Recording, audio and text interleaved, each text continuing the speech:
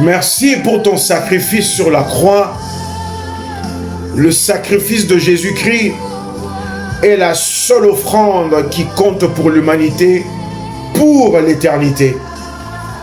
Le sang de Jésus-Christ a été placé sur l'autel qui est le plus élevé, l'autel des autels. Oui, la Bible dit dans le livre d'Hébreux que Jésus-Christ, après avoir été ressuscité, il est monté dans le tabernacle. Il est monté dans le tabernacle. Il est entré dans le lieu très saint où Dieu seul habite, comme l'apôtre Paul le décrit, lui qui habite dans une lumière inaccessible, dans le lieu très saint, le Dieu invisible que personne n'a jamais vu, mais seul le Fils, Jésus-Christ notre Seigneur, quand il a versé son sang, quand il a donné son corps comme sacrifice, et après sa résurrection, la Bible dit il est monté dans le dans le lieu très saint, là où Dieu seul habite. Il est entré et il est venu devant l'autel céleste, le tabernacle céleste, construit non pas avec les mains d'un homme, mais bâti par Dieu lui-même. Le tabernacle céleste spirituel est sur le propitiatoire qui est ce couvercle de l'arche de Dieu. Oui, ce qui a été symbolisé, caractérisé par l'arche de l'Éternel, construite par les enfants d'Israël sous instruction de Dieu donnée à Moïse. Oui, là où le souverain sacrificateur devait venir une fois par an verser le sang sur le propitiatoire pour l'expiation des péchés de toute la nation, afin que Dieu n'efface pas, mais qu'il couvre les péchés d'Israël pendant une année. Et deux boucs, ce qu'on appelle le bouc émissaire, un qui était tué et consumé par le feu, et l'autre qui était renvoyé hors du camp, envoyé dans le désert, partir pour ne plus jamais revenir. Ce qui voulait symboliser l'écartement, l'éloignement des iniquités, transgressions et péchés d'Israël, loin de la face de Dieu.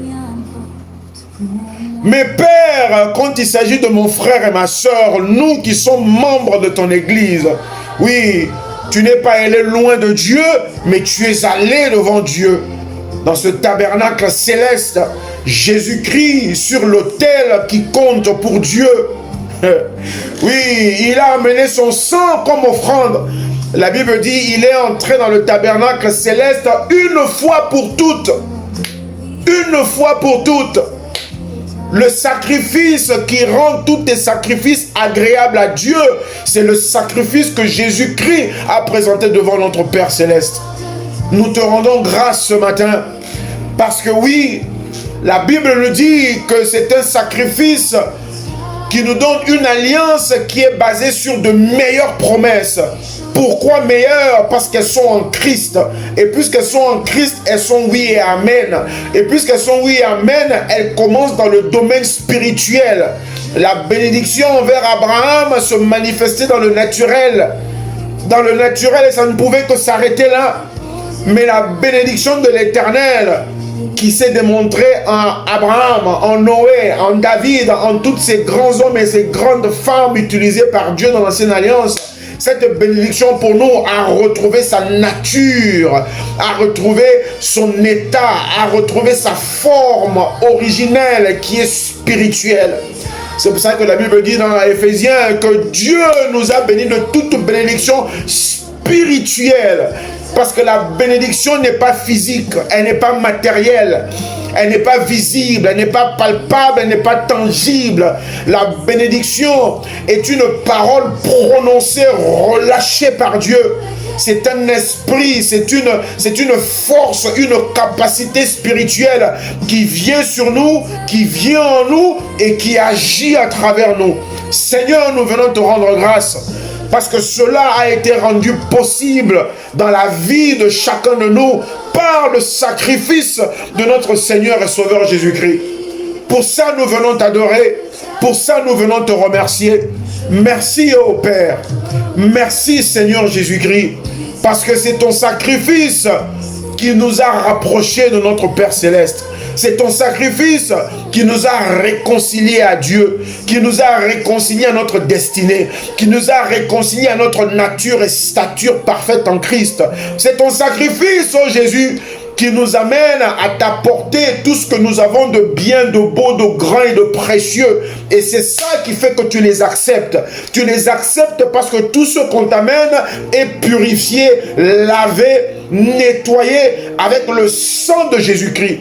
Le sang qui est plus fort que le sang d'Abel.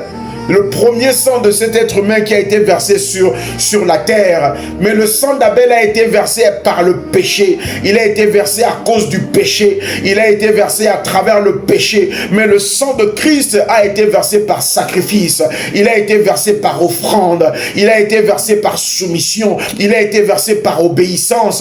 Et c'est comme ça que de même que le sang d'Abel, lorsqu'il a coulé sur la terre, il a commencé à crier vengeance auprès de Dieu. Il a commencé à crier rétribution auprès de Dieu. Il a commencé à crier restitution auprès de Dieu. Il a commencé à crier justice auprès de Dieu. Mais le sang de Christ, lorsqu'il a coulé pour toi et pour moi, il n'a pas crié vengeance, mais il a crié pardon. Il a crié miséricorde. Il a crié grâce. Il a crié les péchés effacés. Il a crié les iniquités effacées. Il a crié les transgressions effacées. Il a crié le sacrifice. Il est venu prendre ta place et ma place. Jésus-Christ n'a pas seulement pris ta place en ce qui concerne la punition du péché. Jésus-Christ a pris ta place et la mienne dans la pauvreté. Jésus-Christ a pris ta place et la mienne dans la maladie. Jésus-Christ a pris ta place et la mienne dans le manque de progrès, dans les perturbations, dans l'angoisse, dans la détresse, dans la désolation, dans tout ce qui est négatif, tout ce qui n'est pas bon, qui n'est pas agréable pour un être humain. Jésus-Christ a pris ta place et la mienne. C'est pour ça que nous l'adorons. C'est pour ça que nous te remercions ce matin. Oui, parce que la Bible nous montre clairement dans l'Apocalypse que lorsque Jésus-Christ est adoré, il est adoré pour une seule œuvre. Il n'est pas adoré pour l'argent qu'il nous a donné. Il n'est pas adoré pour les portes qu'il a ouvertes pour nous. Il n'est pas adoré pour tous les miracles qu'il a opérés. Non, il n'y a pas un seul miracle de Jésus-Christ qu'il a accompli ici sur terre, qui est évoqué dans les cieux, dans le récit d'Apocalypse. Il n'y a pas un seul miracle qui est mentionné. Ni la transformation d'eau en vin, ni les lépreux qui ont été guéris, ni les boiteux qui ont marché, ni les aveugles qui ont recouvert la vue, ni les sourds qui ont entendu, ni les muets qui ont parlé, rien, ni les démoniaques qui ont été délivrés. Non, la seule chose qui est mentionnée dans les cieux, c'est son sacrifice, parce que c'est ton sacrifice, Seigneur, qui nous garantit toutes choses aujourd'hui, spirituel, mental, physique, financier, familier, sociétal, dans tous les domaines et tous les aspects de la vie. Et c'est pour ça que nous venons te rendre grâce. Nous te louons, Seigneur, parce que tu es l'agneau immolé, parce que c'est toi qui as rendu tout possible pour moi, pour mon frère, pour l'église de Christ, pour l'humanité tout entière. Même les pécheurs, oui, c'est pour des pécheurs que tu es mort, Seigneur. C'est pour des pauvres que tu es mort. Alors si aujourd'hui j'expérimente certaines, certaines choses négatives, je te remercie, ô Père éternel, parce que ton sacrifice l'a couvert sur la croix. Oui, qu'est-ce qu'il y a aujourd'hui qui semble être négatif? Qu'est-ce qu'il y a aujourd'hui qui semble être désagréable? Qu'est-ce qu'il y a aujourd'hui qui n'est pas conforme aux désirs, aux aspirations, aux attentes, oui, que nous avons dans nos cœurs et dans nos pensées? Aujourd'hui, Seigneur, on vient te remercier parce que ton sacrifice l'a couvert. Ton sacrifice l'a couvert, oh Seigneur. Ton sacrifice l'a couvert sur la croix. Oui, tu as présenté ton sang, tu l'as présenté sur l'autel qui compte. Oh, merci Seigneur, l'autel qui compte pour Dieu dans les lieux célestes. Pas un autel, c'est même pas les autels qu'Abraham a bâtis. Parce que Jésus a dit, oui, Jésus a dit, avant qu'Abraham ne fût, moi je suis. Avant qu'Abraham n'existe, moi Christ je suis. Nous te remercions, Père, parce que réellement, tu es l'alpha et l'oméga, l'auteur et le consommateur de notre foi. C'est en toi que nous avons espérance et assurance, Seigneur. Parce que non seulement tu as commencé la création, mais c'est toi également qui l'a perfectionné par ton sacrifice. Oui, tu es allé dans les lieux célestes, dans le tabernacle céleste, et ton sang, tu l'as présenté à Dieu le Père. Ton corps, tu l'as présenté à Dieu le Père. Ton obéissance, ta soumission, ton sacrifice, tu l'as présenté à Dieu le Père.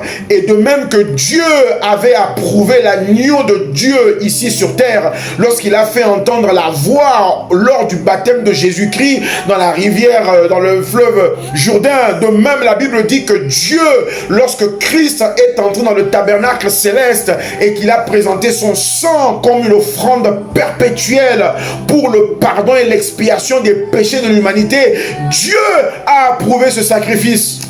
Nous te remercions, Seigneur, parce que nous sommes éternellement pardonnés par le sacrifice de Jésus-Christ. Nous sommes éternellement bénis par le sacrifice de Jésus-Christ. Nous sommes éternellement secourus par le sacrifice de Jésus-Christ. Nous sommes éternellement prospères par le sacrifice de Jésus-Christ. Nous avons toutes les réponses à nos requêtes par le sacrifice de Jésus-Christ. Ce n'est pas mon offrande qui ouvre les portes, mais mon offrande me positionne afin de recevoir l'offrande suprême de Jésus-Christ et tous les bénéfices qui en découlent. Seigneur, nous venons te rendre grâce. Nous venons te glorifier, Père éternel, car nous ne perdrons jamais de vue ce qui a transformé la situation, la relation, l'entente entre le Dieu créateur et le Fils créature. Nous te remercions, Seigneur. Ça n'a pas été la parole d'un homme. Ce n'est pas Adam qui a amené la rédemption. Ce n'est pas Noé qui a amené la rédemption. Ce n'est pas Abraham qui a amené la rédemption. Ce n'est pas Moïse. Ce n'est pas le sacrificateur Élie. Ce n'est pas le prophète Samuel. Ce n'est pas le prophète Élie. Ce n'est pas le prophète Élisée. Ce n'est pas le prophète Nathan. Ce n'est pas le prophète Jérémie, Ésaïe. Ce ne sont pas tous les juges d'Israël. Ce ne sont pas tous les prophètes du royaume du nord d'Israël ou de Juda. Aucun d'eux, Seigneur, n'a apporté la rédemption, la réconciliation, la perfection de la relation entre toi, notre Père, et nous, tes enfants. Mais c'est Christ, notre Seigneur. Et c'est une perfection qui est totale, qui est entière, qui ne manque de rien, qui n'a besoin de rien. Oui, Seigneur, tu nous as restitué l'image du Père Céleste. Tu l'as restitué en nous, Seigneur. La ressemblance à Dieu, tu l'as restitué en nous, Seigneur, en faisant de nous une nouvelle créature. Pour ça, nous te remercions. Nous reconnaissons que tu es la source de toutes bonnes choses que nous pouvons espérer ou imaginer dans notre vie. Alors aujourd'hui, même avant de voir, même avant d'entendre, même avant de toucher, même avant de recevoir, même avant de posséder, on vient te remercier parce qu'on sait que ton sacrifice a été suffisant. Ton sacrifice nous a suffi. La Bible dit, Jésus-Christ, tu as dit à l'apôtre Paul, ma grâce te suffit. La grâce de Dieu, c'est quoi? C'est le sacrifice de son Fils. Oui. Que la grâce de notre Seigneur Jésus-Christ, l'amour de Dieu et la communion du Saint-Esprit soient avec vous tous les jours. Seigneur, ton amour et ta grâce a été démontré par Christ sur la croix, et c'est ça qui rend tout possible pour mon frère et ma soeur. Père, nous venons te remercier. Seigneur, on vient te glorifier ce matin. On vient t'élever au-dessus de tout. Que mes pensées, que mon cœur, que mes sentiments, que mon être, là où je suis maintenant, je regarde, je lève les yeux vers les cieux, je tourne mon cœur vers mon Dieu et mes pensées, je les fixe sur toi, mon Seigneur, pour t'adorer comme mon Rédempteur, pour t'adorer comme mon pourvoyeur, pour t'adorer comme mon libérateur, pour t'adorer comme mon protecteur, pour t'adorer comme celui qui m'assure l'avenir, le présent et qui même a transformé le passé, qui malgré mon passé, Seigneur, tu m'assures un présent et un avenir prospère là où tu m'as placé, dans le pays, dans la profession, dans la famille. Au nom puissant de mon Seigneur Jésus-Christ, ta grâce nous suffit ce matin, parce que ton sacrifice, oh Jésus-Christ, a été approuvé non par les hommes, mais par Dieu, parce que les hommes t'avaient rejeté, les hommes t'avaient oublié, les hommes t'avaient abandonné, mais Dieu a regardé du haut des cieux, Dieu t'a écouté, même sur la croix. Oh Seigneur Jésus-Christ, tu as crié à ton Père, tu n'as pas appelé l'apôtre Pierre, tu n'as pas appelé l'apôtre Jean, tu n'as pas appelé l'apôtre Jacques, tu n'as pas appelé Marie de Magdala, Marie de Salomé et je ne sais quel autre Marie. Non, tu as dit Père, oh Père, pourquoi m'as-tu abandonné? Mais il fallait que le Père Céleste abandonne Jésus-Christ sur la croix. Tu as été abandonné même par Dieu parce que tu es devenu péché. Parce que tu es devenu la malédiction qui a été prononcée sur l'homme lorsque Dieu a dit à Adam, à cause de ton péché, à cause de ce que tu as fait, la terre est maudite, ton corps est maudit, parce que tu es poussière et tu retourneras dans la poussière. Oui, même tu es allé encore loin plus tard pour dire à Noé que mon esprit, tu as dit plus tard, juste avant l'époque de Noé, que mon esprit ne luttera pas toujours avec l'homme, parce que depuis la chute d'Adam, ton Esprit Saint luttait avec l'esprit de l'homme, toujours des confrontations, toujours des oppositions, toujours des entêtements, toujours la désobéissance. Mais grâce soit rendue à notre Seigneur et Sauveur Jésus-Christ, lorsque tu es arrivé, tu nous as donné un esprit nouveau, car celui qui est en Christ est une nouvelle créature. Les choses anciennes sont passées et voici toutes choses sont nouvelles. Nous te remercions, Seigneur, parce qu'aujourd'hui, nous croyons fermement que non seulement toutes choses sont nouvelles dans notre esprit, mais tu rends toutes choses nouvelles dans nos vies. Toutes choses dans nos vies, tu les rends nouvelles. Oui, la santé, la force, les biens financiers. Oui, toute situation qui peut nous concerner. L'esprit, l'âme et le corps. Les finances, la famille, la société, le travail. Tout ce qui peut concerner l'être humain. Comme ce que tu avais commencé au jardin d'Éden. Tu l'assures et tu le perfectionnes pour mon frère et ma soeur à travers Christ, notre Seigneur. Voilà ce que nous disons parce qu'on se met d'accord avec toi. Je ne viens pas prier mes problèmes.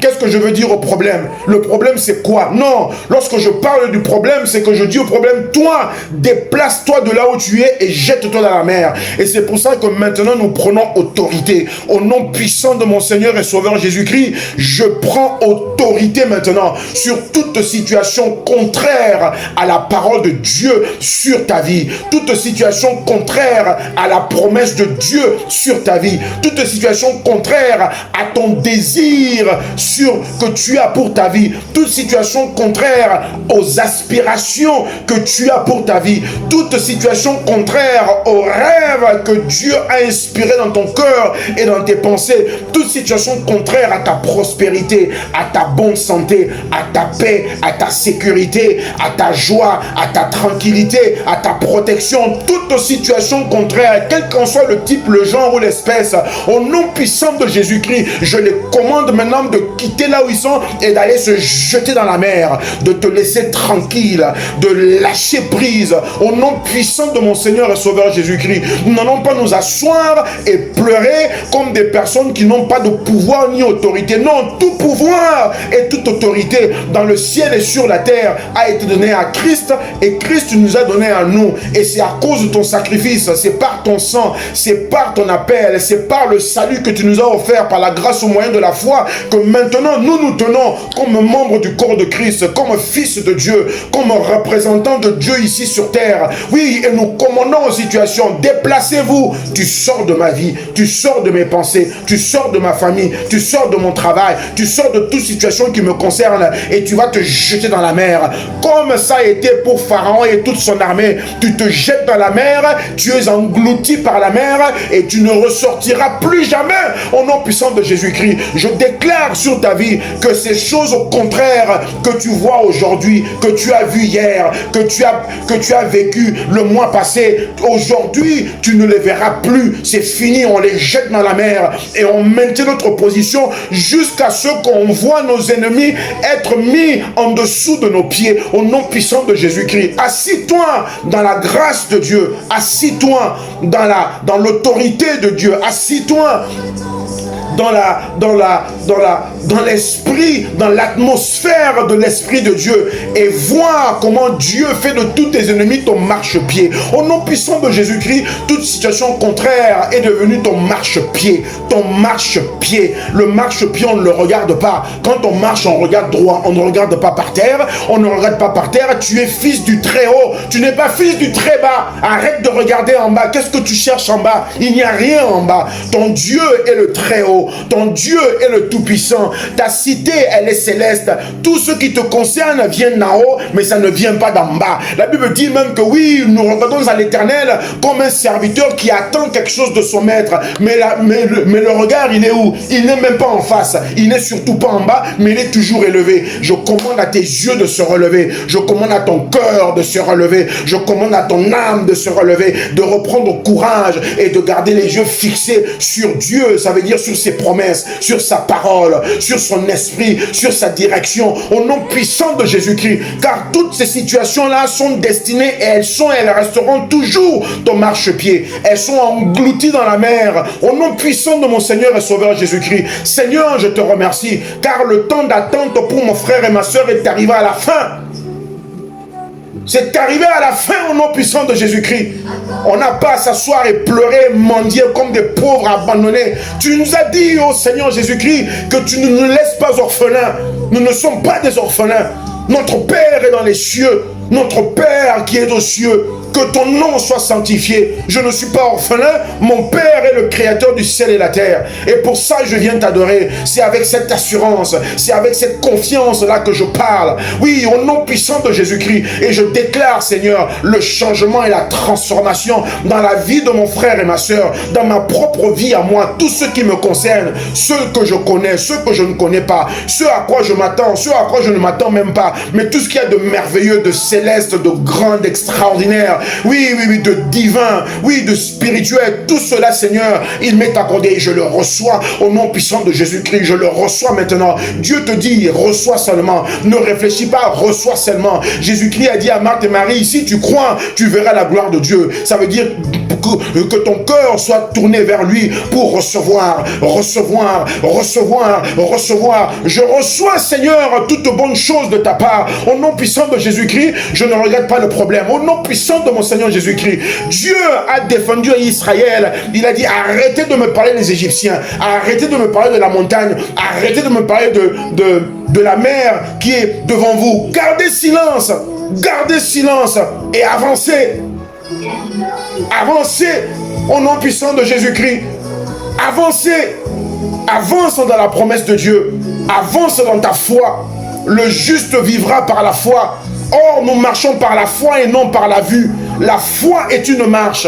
La foi est une progression. La foi, ce n'est pas s'asseoir, pleurer, mendier, se plaindre et voilà, avoir plein de murmures. Ça, c'est pas la foi. La foi, ce n'est pas réciter ton problème. Ça, c'est pas la foi. La foi ne parle jamais du problème. La foi commande au problème d'aller se jeter dans la mer. La foi commande à la bénédiction de se manifester. La foi dit à la situation, tu te changes. Voici ce que tu seras. Voici ce que tu feras. De même que Jésus-Christ a parlé au figuier. Jésus est arrivé près du figuier, il a eu faim, il est parti vers le figuier et il n'a pas trouvé de fruits, il n'a vu que des feuilles. Il a dit au figuier que plus personne ne mange de toi. Voilà ce que Dieu t'appelle à faire. Non pas de dire, oh oui, c'est peut-être pas la saison, c'est peut-être pas le moment, c'est peut-être pas la période, c'est peut-être pas mon tour. Non. La Bible dit, à toutes tes résolutions répondra le succès. C'est toi qui décides. La Bible dit dans Psaume chapitre 1 que tu es un arbre planté près des eaux et tu portes ton fruit en ta saison. En ta saison, pas la saison du fruit, c'est ta saison à toi qui compte.